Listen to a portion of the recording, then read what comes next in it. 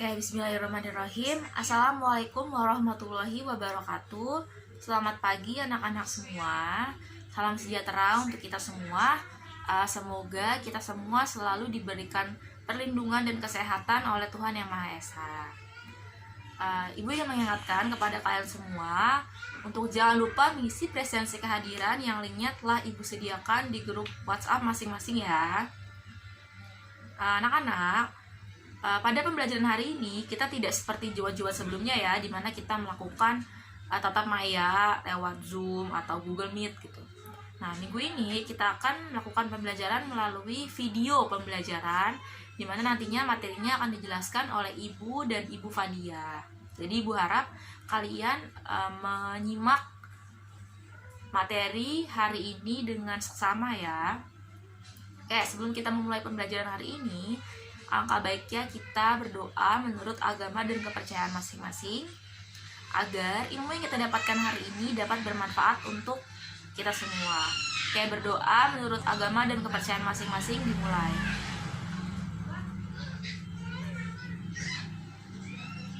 Oke, berdoa selesai. Anak-anak semua, pada minggu lalu kita sudah melaksanakan ulangan harian 3 ya. Ibu harap hasilnya memuaskan untuk kalian semua. Jika belum, kalian bisa melakukan remedial, oke? Nah, pada minggu ini kita masuk ke materi baru ya, yaitu terkait dengan globalisasi. Nah, secara lebih rinci kita akan mempelajari terkait dengan bentuk-bentuk globalisasi pada minggu ini. Jadi Ibu harap kalian memperhatikan dan mencatat apa yang Ibu dan Ibu Fadia sampaikan pada pembelajaran hari ini gitu, karena nantinya di akhir pembelajaran Ibu dan Ibu Fadia akan memberikan latihan soal kepada kalian semua.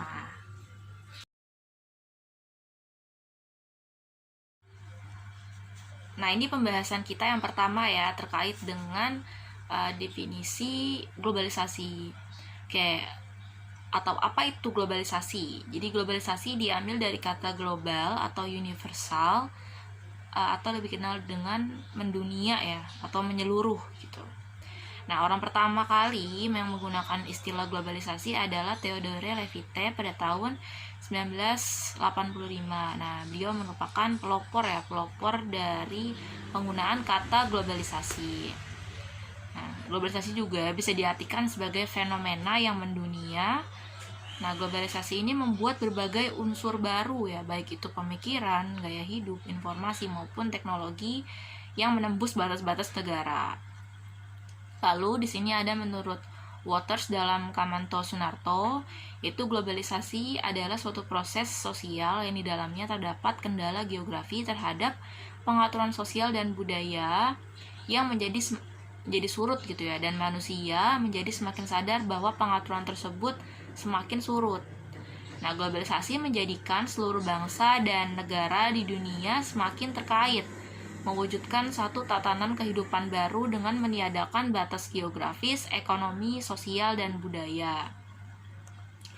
Jadi, globalisasi ini secara sederhana dapat dikatakan sebagai penyempitan dan percepatan keterkaitan seluruh dunia gitu ya, batas-batas teritorial maupun budaya antar bangsa yang menjadi seolah itu hilang dan tidak ada batas gitu ya, jadi melebur menjadi satu. Nah, oke, ini ya pokok pembahasan kita pada hari ini, yaitu terkait dengan bentuk-bentuk globalisasi. Nah, nantinya globalisasi ini akan dibedakan menjadi beberapa bentuk ya, gitu ya, yang akan Ibu jelaskan pada slide berikutnya. Oke, selanjutnya kita bahas terkait dengan bentuk-bentuk globalisasi. Itu ada 5 poin di sini. Yang pertama ialah globalisasi bidang budaya. Nah, dalam hal ini bisa dikatakan bahwa globalisasi kebudayaan dapat dikaitkan dengan gaya hidup yang ada di suatu wilayah yang berkembang sehingga diikuti oleh masyarakat di wilayah yang berbeda. Seperti masyarakat yang menikmati McDonald's, Coca-Cola, terus Kentucky Fried Chicken, serta mode pakaian dan bergaya yang beredar di suatu wilayah dan diikuti masyarakat luar sesuai dengan trennya. Nah, yang kedua ialah globalisasi di bidang komunikasi. Nah, ini globalisasi mendorong kelahiran teknologi komunikasi ya. Jadi kemunculan teknologi seperti telegraf, telepon, hingga internet yang kini membuat semua manusia itu semakin mudah terhubung. Teknologi baru itu awalnya ditemukan di negara-negara barat, tetapi kemudian segera mendunia. Jadi globalisasi dalam bidang komunikasi ini dapat dilihat dari kemajuan teknologi, komunikasi, serta informasi yang saat ini digunakan di berbagai negara. Nah, contoh bentuk globalisasi di bidang komunikasi ialah mengutip dari modul terbitan Kemendikbud, itu seperti yang terlihat pada masyarakat Indonesia ya, yang mulanya berkomunikasi dengan cara tradisional, kemudian setelah ada perkembangan teknologi telepon, handphone, internet, serta media sosial di belahan dunia, masyarakat Indonesia pun segera memanfaatkan teknologi yang serupa seperti itu. Nah, yang selanjutnya itu yang poin ketiga, globalisasi di bidang ekonomi. Nah, proses dari globalisasi ekonomi sendiri ialah terjadi suatu perubahan perekonomian dunia yang bersifat mendasar atau secara terstruktur dan berkembang dengan pesat yang mengikuti kemajuan teknologi dengan proses yang semakin cepat gitu ya. Nah, perkembangan globalisasi ekonomi ini juga terlihat dengan meningkatnya hubungan saling ketergantungan dan juga memperkuat persaingan antar negara yang tidak hanya bergerak pada perdagangan internasional, melainkan juga dalam hal investasi, finansial, dan produksi gitu. Nah, poin yang keempat ialah globalisasi pada bidang iptek. Nah, pengetahuan dan teknologi baru tidak serta-merta berkembang di mana-mana pada waktu yang sama ya anak-anak, melainkan cara teknologi menyebar ke seluruh negara itu dipengaruhi oleh globalisasi ya. Jadi oleh karena itu ya, cara teknologi menyebar ke seluruh negara merupakan inti dari bagaimana pertumbuhan global dihasilkan dan dibagikan ke seluruh negara. Nah, inilah peran globalisasi di bidang iptek. Oke, yang poin terakhir, globalisasi pada bidang transportasi. Nah, globalisasi sangat membutuhkan transportasi di dalam proses perkembangannya ya. Jadi seiring dengan kebutuhan akan alat transportasi, banyak pengusaha di bidang transportasi yang melakukan inovasi dalam penerapan transportasi tersebut. Para pengusaha mulai melakukan berbagai inovasi, contohnya penggunaan teknologi otomatis di dalam mobil, lalu penggunaan radar, pendeteksi kecepatan lalu lintas mobil, dan lainnya. Oke, pembahasan yang pertama kita bahas terkait dengan globalisasi bidang budaya. Nah, globalisasi budaya ini ditandai dengan mulai masuknya budaya lain ke suatu negara, dapat berupa pakaian, gaya hidup, selera, dan lain-lain yang dapat mengubah kebiasaan hidup masyarakat. Contohnya misalnya pakaian ya. Kita tahu tren jeans ya, celana jeans. Nah, kita tahu ya bahwa jeans ini merupakan pakaian masyarakat Amerika gitu ya, dimana sekarang diikuti oleh masyarakat Indonesia lewat adanya trendsetter pakaian gitu. Jadi jeans ini, budaya celana jeans ini masuk ke Indonesia lewat proses globalisasi gitu ya, yang akhirnya diikuti oleh masyarakat Indonesia karena menganggap ini merupakan trendsetter dari pakaian modern gitu. Jadi nah, ini juga dapat mengubah kebiasaan hidup dari masyarakat Indonesia itu sendiri. Lalu gaya hidup, selera. Misalnya contohnya seperti masyarakat Indonesia sekarang itu lebih sering ya mengunjungi coffee shop atau mengunjungi restoran-restoran junk food, dimana itu banyak sekali ya yang datang dari luar negeri gitu ya, atau dari luar negara Indonesia gitu, sehingga adanya perubahan kebiasaan atau gaya hidup dari masyarakat Indonesia itu sendiri gitu.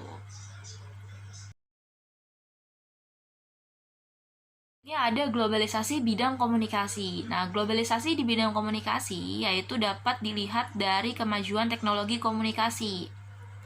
Nah, di sini contohnya awalnya masyarakat Indonesia berkomunikasi dengan cara tradisional, kemudian mengalami perkembangan dalam teknologi telepon, handphone, internet, serta media sosial yang ada seperti sekarang ini. Nah, di situ sudah diberikan contoh ya, gambar dari teknologi yang ada sekarang, teknologi komunikasi yang ada sekarang ya, ada handphone yang sudah canggih. Nah, di situ juga diberikan ya contoh perkembangan dari mulai handphonenya itu masih yang layar QWERTY sampai yang sudah touchscreen itu diperlihatkan di situ ya perkembangan komunikasi yang ada di Indonesia. Atau misalnya contoh lain ya, dulu masyarakat Indonesia itu kalau berkomunikasi itu melalui surat menyurat ya, melalui pos, atau melalui yang lebih lampau lagi melalui burung merpati biasanya ya, dulu zaman sebelum adanya teknologi komunikasi gitu ya. Nah, sekarang setelah adanya teknologi komunikasi, hal-hal seperti itu tuh mulai tergantikan gitu ya, mulai tergantikan oleh telepon, handphone, internet gitu ya. Jadi biasanya masyarakat ini melakukan komunikasi melalui surat menyurat, sekarang bisa melalui WhatsApp atau melalui email gitu ya. Nah, ini merupakan contoh globalisasi di bidang komunikasi, karena mengubah gaya hidup masyarakat, mengubah kebiasaan masyarakat dalam hal komunikasi gitu ya. Yang ketiga adalah globalisasi bidang ekonomi. Globalisasi di bidang ekonomi merupakan suatu aktivitas ekonomi dan perdagangan secara global dan terbuka. Dalam globalisasi bidang ekonomi ini, berbagai negara di dunia menjadi pasar yang satu dan semakin terintegrasi atau berhubungan tanpa mengenal adanya batasan teritorial atau kewilayahan antar negara. Globalisasi ekonomi ini berkaitan erat dengan perdagangan bebas. Perdagangan bebas itu ya adalah suatu sistem ekonomi yang makin meluas. Yang menandai adanya globalisasi bidang ekonomi ini seperti adanya perusahaan berskala internasional, seperti adanya Pepsi, Coca-Cola, McDonald, dan KFC. Jadi perusahaan ini tidak lagi ada di suatu negara atau di satu negara, melainkan di seluruh dunia. Untuk slide selanjutnya ada ciri-ciri globalisasi bidang ekonomi. Yang pertama, beroperasinya suatu perusahaan di lebih dari suatu negara. Jadi perusahaan ini memproduksi dan menjual hasil produksinya secara internasional.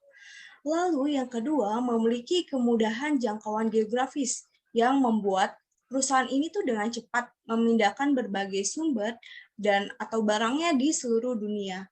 Yang ketiga, adanya keterkaitan antara ekonomi nasional dan internasional ini semakin erat. Lalu yang keempat, membuka peluang pasar produk dari dalam negeri ke pasar internasional secara kompetitif. Jadi peluang bagi produk dalam negeri ini untuk bersaing ke luar negeri. Dan yang kelima, ada membuka peluang bagi masuknya produk global ke pasar domestik. Dan ini juga menjadi suatu persaingan produk dalam negeri untuk bersaing dengan produk dari luar negeri. Lalu ada globalisasi yang keempat, globalisasi bidang iptek. Jadi pesatnya perkembangan ilmu pengetahuan dan teknologi ini mendorong cepatnya globalisasi. Ilmu pengetahuan dan teknologi ini merupakan kekuatan utama dalam meningkatkan kesejahteraan yang berkelanjutan dan peradaban suatu bangsa. Globalisasi bidang iptek, yaitu penggunaan teknologi komputer, siaran televisi, serta satelit yang telah mempercepat aliran informasi menembus batas dunia. Dengan globalisasi iptek ini adalah perubahan kehidupan masa depan manusia yang lebih baik, mudah, murah, cepat, dan aman. Dengan teknologi yang berkembang ini, kita dapat melakukan segala suatu dalam waktu yang singkat secara cepat. Globalisasi iptek ini sendiri membawa pengaruh besar dalam kehidupan bidang pendidikan. Seperti contohnya nih di bidang pendidikan, yaitu adanya virtual reality maupun saat pembelajaran jarak jauh nih menggunakan Zoom. Globalisasi yang kelima adalah globalisasi bidang transportasi. Globalisasi bidang transportasi merupakan suatu proses berkembangnya kendaraan yang digunakan untuk mengangkut barang atau memindahkan manusia dari satu tempat ke tempat yang lain. Globalisasi sangat membutuhkan transportasi dalam proses perkembangannya. Misalnya, Pada masa lalu, untuk menjual berbagai hasil hutan dari Sumatera ke Jawa, masyarakat menggunakan kapal besar, lalu kemudian singgah di pelabuhan untuk beristirahat atau melakukan jual beli dengan penduduk. Jadi manusia pada zaman dulu itu memerlukan waktu berhari-hari, bahkan berbulan-bulan untuk memperoleh barang yang dibutuhkan dari daerah lain. Pada masa sekarang, manusia dapat memperoleh barang dan jasa dalam waktu yang singkat. Kebutuhan hasil barangnya ini seperti sepatu dari Bandung atau Jawa Barat dapat dipesan dari Sulawesi melalui komunikasi internet atau melalui Shopee, Lazada, dan yang lain-lainnya itu. Barang yang dipesan ini pun dapat dalam jumlah besar maupun kecil. Bisa barang pengirimannya itu didistribusikan secara cepat lewat transportasi darat, air, maupun udara.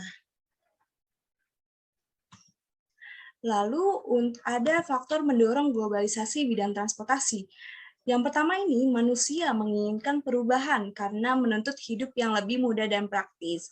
Pastinya dari kehidupan saat ini, manusia menginginkan kehidupan yang lebih mudah dan praktis. Maka dengan adanya globalisasi bidang transportasi ini, memudahkan manusia dalam menjalani kehidupan sehari-harinya. Lalu yang kedua, perkembangan teknologi yang ditandai semakin majunya pendidikan. Nah, dengan adanya perkembangan ini, maka pendidikan Indonesia ini bisa lebih maju lagi. Lalu yang ketiga, perkembangan di bidang telekomunikasi yang membuat perkembangan alat transportasi yang diberitakan dengan cepat ke seluruh penjuru dunia. Jadi adanya perkembangan telekomunikasi ini membuat perkembangan alat transportasi ini lebih cepat dan ke seluruh penjuru dunia. Baik, sekian materi bentuk-bentuk globalisasi, semoga bisa bermanfaat dan kalian bisa lebih memahaminya. Terima kasih.